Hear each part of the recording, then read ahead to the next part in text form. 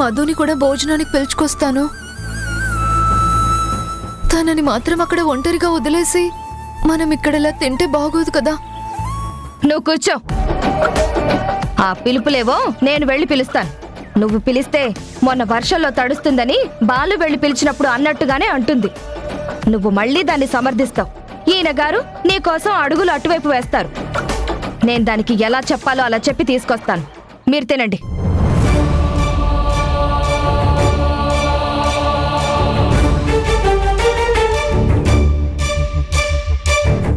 అమ్మా తల్లి, తిందుగాని రా. చూసింది చాలు, రా.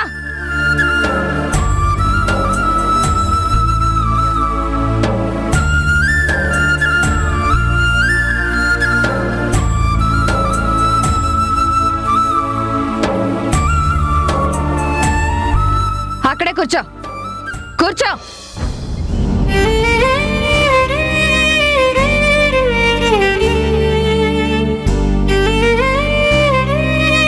తిని నీట్గా కడిగి ప్లేట్ అక్కడ మళ్ళా బోర్లించు.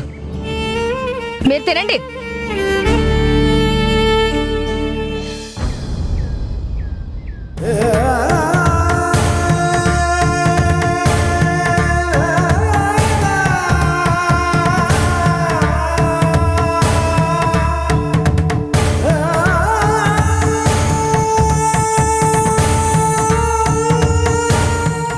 ఏంటమ్మా, ఏంటిది? పండగ అని మనం ఇన్ని ఐటమ్స్ చేసుకున్నాం కదా. మధుకేంటి నువ్వు ఎవరో బయట వాళ్ళలాగా ఆడుకునే వాళ్ళకి పెట్టినట్టు ఆ చద్దనం ఏంటి, ఆ ఉల్లిపాయలు, ఆ పచ్చిమిరపకాయలు పెట్టడం ఏంటి? అలా చేస్తే పాపం తగలదా? జాలి దయ చూపించి పుణ్యానికి పోతే పాపమే ఎదురవుతుంది. నా అలవాటు ప్రకారం నేను అన్నీ మన నలుగురి కోసమే చేశాను. మన నలుగురికి అయితేనే అవి కరెక్ట్గా సరిపోతాయి.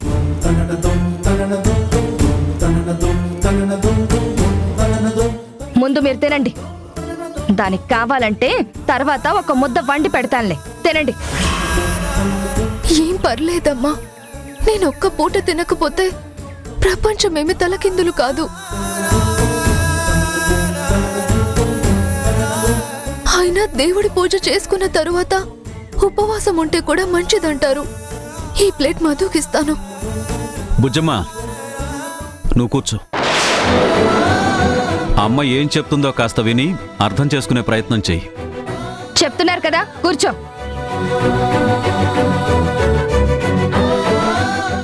ఏంటి శారదా ఇది? అంతో ఇంతో తక్కువైతే ఏమన్నా నష్టమా? ఎప్పుడైనా తక్కువ తింటేనే ఆరోగ్యం బాగుంటుంది. ఎదురుగా ఒకళ్ళని పెట్టుకొని మనం ఎలా తినగలుగుతాం చెప్పు? నలుగురు 4 ముద్దలు తగ్గించుకుంటే తన కడుపు నిండిపోతుంది కదా. చూడండి, నేనేం కావాలని ఆ పిల్లని ఎండగట్టాలని చెయ్యట్లేదు. మీకోసమే. మీరు ముందు ముందు ఇబ్బంది పడకూడదనే. వీళ్లతో సమానంగా దాన్ని చూస్తే లోకం ఏమనుకుంటుంది? అయ్యో పాపమని మీ ఇస్తర్లు ఖాళీ చేసి దాని ఇస్తరు నింపితే నట్టింట్లో విస్తరి పరుచుకుని నిరాహార దీక్ష చేస్తుంది. నాకు ఆర్డర్ వేస్తుంది. మీరే నాన్న అని లోకమంతా తిరిగి మరీ చెప్తుంది. అప్పుడేమవుతుంది?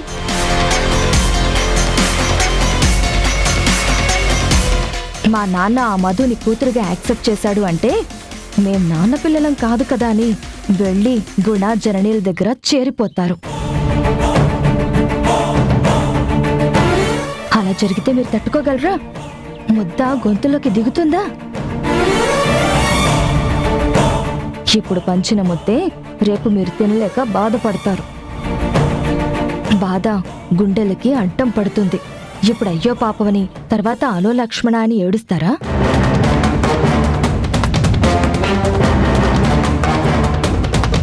మన పిల్లలు ఎట్టిపోయినా పర్వాలేదు, దాన్ని బాగా చూసుకుందామంటే వెళ్ళి పెట్టిరండి. లేదా వెళ్ళి పిలిచి పక్కన కూర్చోబెట్టుకోండి.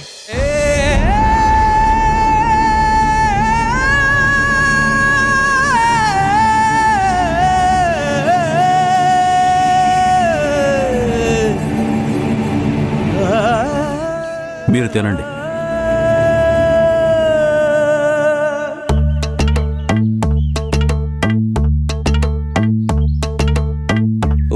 పూట అన్నం కోసం ఎదురు చూడడం, జానడంత ఊపిరి కోసం చేయి చాచడం, కడుపు కాలి కాలి ఇక్కడ బూడిదావుతున్నా, మనిషి అన్నవాడికి మనసే లేకపోయేనన్నా, కళ్ళు తెరిచి చూడు దేవుడా అందరూ నీ పిల్లలే.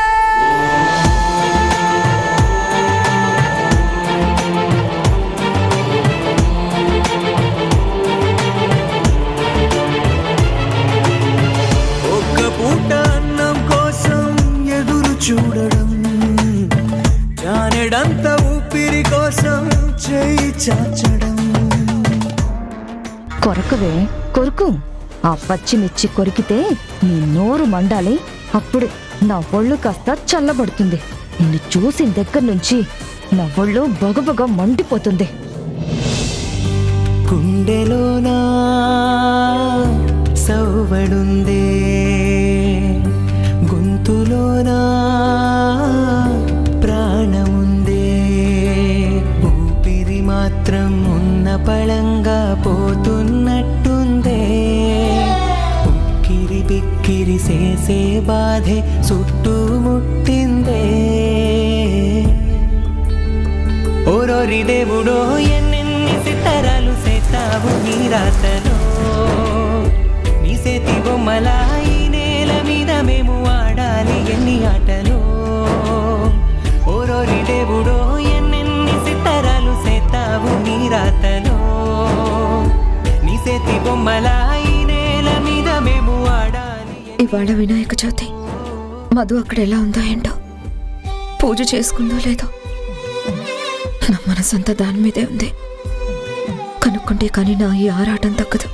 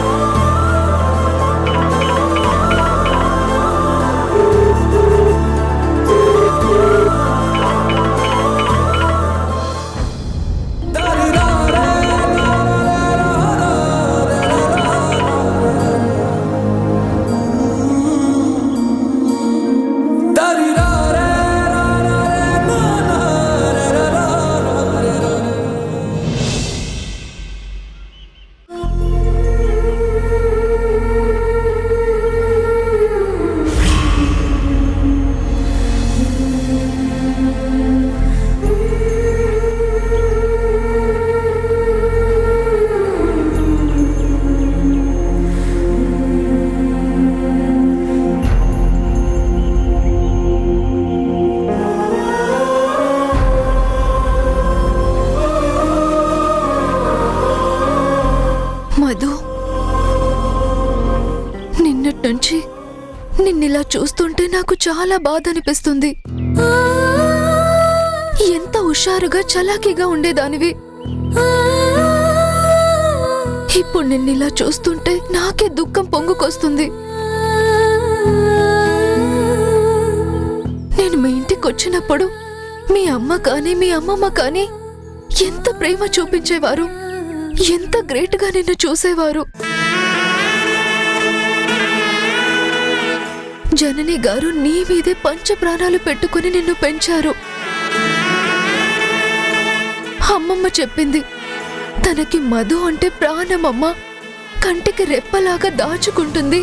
ఎంత గారాబమో, పొరపాటున కూడా దాన్ని తిట్టదు. బుద్ధెరిగిన తర్వాత ఒక్క దెబ్బ వేసినట్టు కూడా నేను చూడలేదు అని అమ్మమ్మ చెప్పింది నాకు గుర్తుంది. అలా పెరిగిన నిన్ను ఇప్పుడు నిన్నిలా చూస్తుంటే మనసు విలవిల్లాడిపోతుంది. నువ్విక్కడ బాధలు అనుభవిస్తున్నావు, అక్కడ మీ అమ్మగారు కూడా నీ గురించి ఎంత బాధపడుతున్నారో ఆలోచించు.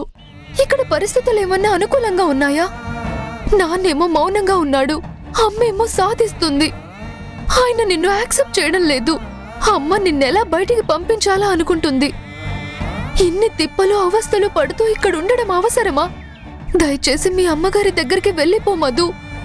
ఏంటి ధరణి, ఇందాకటి నుంచి మీ అమ్మ జనని అంటున్నా? నేను నిజ నిజాలు అక్కడుండి చూసిందాన్ని.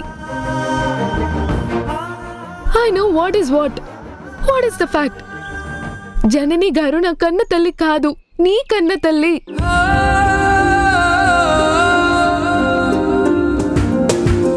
మా అమ్మగారు కాదు, మీ అమ్మ.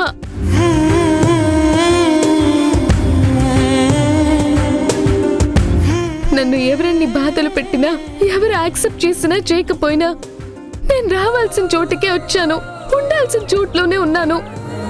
పిలవాల్సిన వాళ్ళని పిలవాల్సిన పద్ధతిలోనే పిలుస్తున్నాను. నువ్వెందుకుంటున్నావు? బాధలు పడాల్సిన అవసరం ఏంటి అని నన్ను నువ్వు అక్కడికి వెళ్ళమండం కాదు. మీరు మీ అమ్మ దగ్గరికి ఎలా వెళ్ళాలో ఆలోచించండి. నా గురించి మీరు ఆలోచించాల్సిన పని లేదు. వాళ్ళు ఎన్ని చిత్రహింసలకు గురి చేసినా, నాన్న ఎంత రూడ్గా మెడపెట్టి గెంటినా నేను ఈ గమ్యం దాటి వెళ్ళను. ఇక్కడే వేలాడతాను. Because he's my father. నాన్న బ్లడ్ నా బ్లడ్ ఒకటే. DNA టెస్ట్ చేయిస్తే ఫ్యాక్ట్ ఏంటో కూడా తెలిసిపోతుంది. ఆయన నమ్మకానికి అదొక్కటే పరీక్ష కూడా.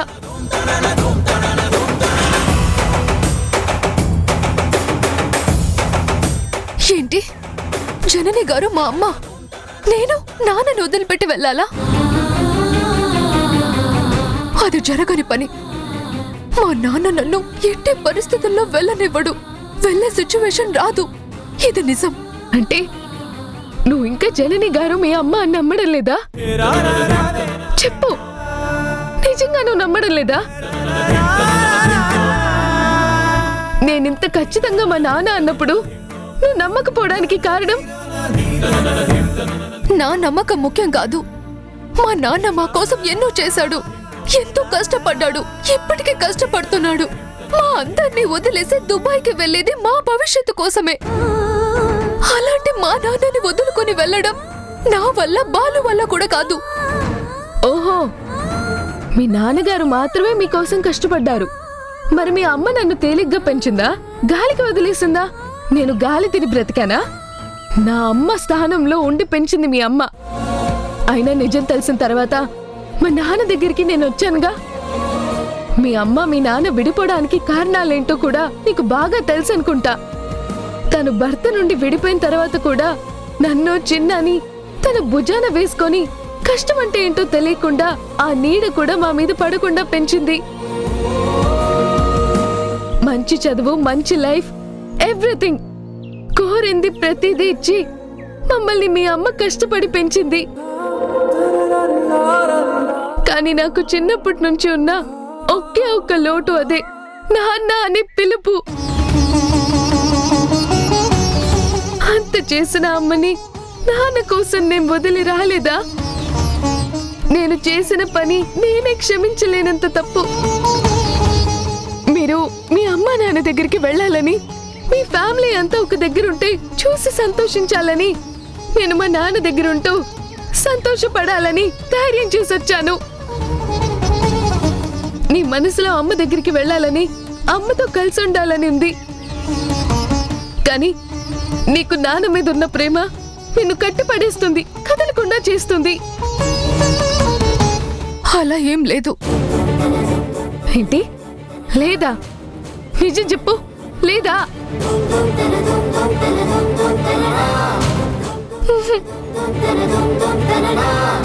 చూడు ధరణి, నిన్ను నువ్వు మోసం చేసుకోవచ్చు, కానీ నన్ను మోసం చేయలేవు. ఆ రోజు గుణా గారు, జనని గారు వచ్చి నువ్వు నా కూతురు అని చెప్పినప్పుడు ప్రతాప్ గారు వెళ్ళిపోమన్నారు, శారదా గారు కూడా వెళ్ళిపోమన్నారు. కానీ నువ్వెందుకు ఫేస్ టు ఫేస్ వెళ్ళిపోమని చెప్పలేకపోయా?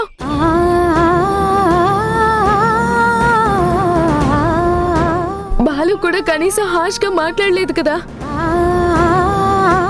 మనసులో అంతో ఇంతో ప్రేమ ఉంటేనే కదా అలా తలంచుకొని నిలబడేది. చెప్పు, దానికి కరెక్ట్ గా నువ్వు ఆన్సర్ చెప్పగలవా?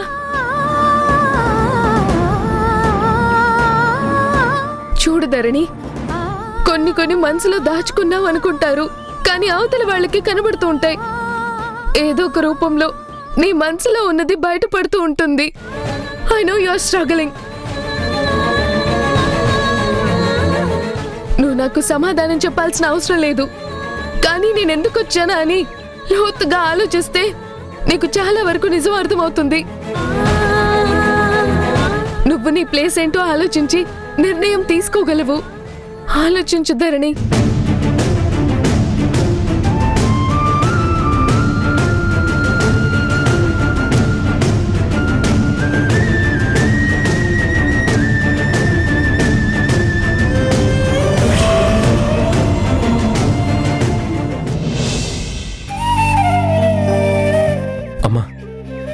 ఊరుకోమ్మా, మధు గురించేగా కన్నీళ్లు పెట్టుకుంటున్నావు. అక్కడ మధు బాగానే ఉంటుందిలే. ధరణి నీతో మాట్లాడిందని చెప్పావు కదా. పైగా ధరణి మంచి పిల్లమ్మా. మధుని చాలా జాగ్రత్తగానే చూసుకుంటుందిలే అమ్మా. అవునే, మధునేమి ఇబ్బంది పడినదని నాకు అనిపిస్తోంది. ఎవరు మంచో ఎవరు చెడో, ఎవరు ఎంతవరకు సహకరిస్తారో, ఎవరు దాన్ని అర్థం చేసుకుంటారో, చేరదీస్తారో ఓదారుస్తారో అర్థం కావడం లేదమ్మా. విన్నది వేరు, నేను కళ్ళతో చూసినప్పుడు పరిస్థితి వేరు. మధునలా చూడగానే నా గుండె ఆగినంత పని అయింది. ఏంటో నా పరీక్షలే నా పెంపకంలో ఉన్న కూతురు కూడా వస్తాయో అని భయంగా ఉంది. నన్నే కాదు, నా పెంపకాన్ని కూడా దేవుడు కోపగించుకుంటున్నాడు. అందుకే చిన్నాన్ని తీసుకెళ్లిపోయాడు. మధుకి కష్టాలు కన్నీళ్లు తోడు చేశాడు. రేపటి రోజు తలుచుకుంటే భయంగా ఉంది. ఎప్పుడు దాన్ని సంతోషంగా చూస్తానో అప్పుడే నా మనసుకు ప్రశాంతంగా ఉంటుంది. అమ్మా అమ్మా,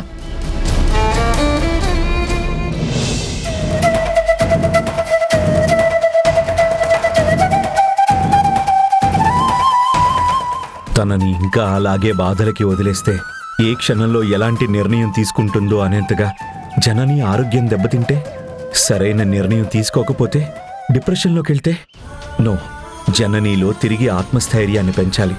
సరైన ఆలోచనలు, సరైన నిర్ణయాలు తీసుకునేలా మార్చాలి. తనకి ముందు కన్నీళ్లు పెట్టుకోవడానికి వీల్లేదు. నేను జననీకి తోడుగా ఉండాలి.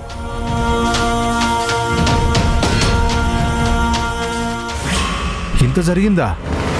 అవునరా, ఎంత మంచివాళ్ళు అనుకున్నాను అంత తప్పుడు బుద్ధులు ఉన్నవాళ్ళని నాకు ఇప్పుడే తెలిసింది. చదువులున్నాయి కానీ సంస్కారాలు లేవని కన్ఫర్మ్ అయిపోయింది. అసలు ఈ పెళ్లిళ్లు చెడగొట్టే బుద్ధి ఏమిటి ఆవిడికి అసలు అర్థం కావట్లేదురా. వాళ్ళు సుఖంగా సంతోషంగా ఉండలేకపోయారని ఎవరిని సుఖంగా ఉండనివ్వద్దని కంకణం కట్టుకున్నారేమో.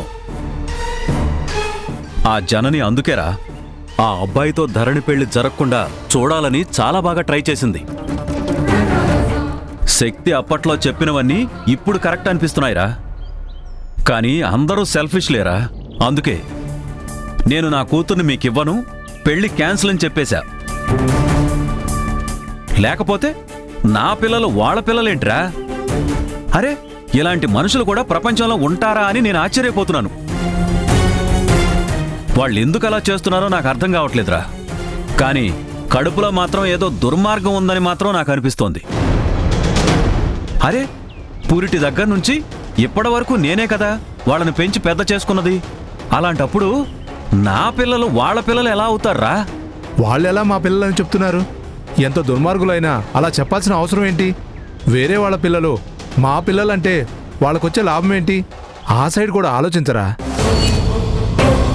నిజానిజాలు తెలియాలంటే DNA టెస్ట్ అని ఏదో చేయిస్తారు కదా, అది చేయిస్తే సరిపోతుంది కదా. ఎవరు పిల్లలు ఎవరో, ఎవరు తల్లిదండ్రులు ఎవరో తెలిసిపోతుంది కదా. ఏంట్రా నువ్వు చెప్పేది? అంటే వాళ్ళేమో సత్యహరిశ్చంద్రులు, నేనేమో కానివాణ్ణి అయిపోయానా? రేయ్, వాళ్ళు పుట్టిన క్షణం నుంచి నా కళ్లే కదరా కాపలా కాశాయి. వాళ్ళ పిల్లల్ని నా దగ్గర పెట్టుకుని నేనే కావాలని అబద్ధం ఆడుతున్నానంటావా?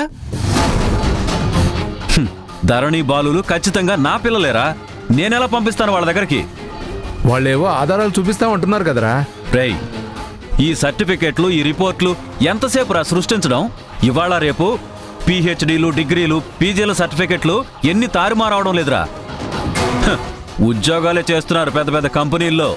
ఈ మధ్య హైదరాబాద్లోనే 8 మంది ఫేక్ లాయర్స్ ఉన్నారని చూసావు కదా. ఫేక్ లాయర్స్ని బార్ కౌన్సిల్ టెర్మినేట్ చేసిన విషయం తెలుసు కదరా. ఇవన్నీ చూస్తూ కూడా ఎలారా ఆ సర్టిఫికెట్ని ఈ సర్టిఫికెట్ని నమ్మాలంటావు? రేయ్, నువ్వేదో నన్ను సమర్థిస్తూ సపోర్ట్గా నిలబడతావనుకుంటే ఇలా మాట్లాడతావేంట్రా? వినడానికి చెప్పుకోవడానికి కూడా నాకు భయం వేస్తుందిరా. చూడు, ఇంకెప్పుడు ఇలాంటి సలహాలు నాకు ఇవ్వకు. ఏంట్రా నిజానిజాలు తెలుసుకోమంటే నా మీద అంత సీరియస్ అవుతావు? మనం నిర్ణయాలు తీసుకుంటే సరిపోతుందా? పిల్లల గురించి కూడా ఆలోచించాలి కదా. ఆ అమ్మాయికి ఏ నమ్మకం లేకపోతే నీ ఇంటికి వచ్చి ఎందుకు తిష్ట వేస్తుంది? ఏంట్రా, నిన్ను కూడా కలిసారా? నీ బుర్ర కూడా పాడు చేశారా? నువ్వు మారితే మారావు కానీ నన్ను మార్చాలని మాత్రం ట్రై చేయకు. అసలు మనం కలవడం తగ్గిస్తే మంచిదని నాకు అనిపిస్తోంది. నీకు నాకు మధ్య చర్చ, పంచాయతీ, ఇంత గొడవ ఎందుకు చెప్పు? బాయ్రా, నా చావు నేను చస్తా, నీ సలహా నాకు అవసరం లేదు. వీడేంటి ఏనాడు ఇంత సీరియస్ అవ్వలేదు, ఇంత కోపంగా రియాక్ట్ అవుతున్నాడేంటి? ఈ కోపంలో వీడు ఏ నిర్ణయాలు తీసుకుంటాడో ఏంటో, ముందు ముందు ఏం జరుగుతుందో ఏంటో, అంతా గమ్మత్తుగా ఉంది. ఏదైనా నిజ నిజాలు తెలిసి ఎవరి పిల్లలు వాళ్ళ దగ్గర ఉండటమే మంచిది. వీడి కోపం, వీడి భయం చూస్తుంటే పోను పోను అదేం ఫోబియాగా మారదు కదా.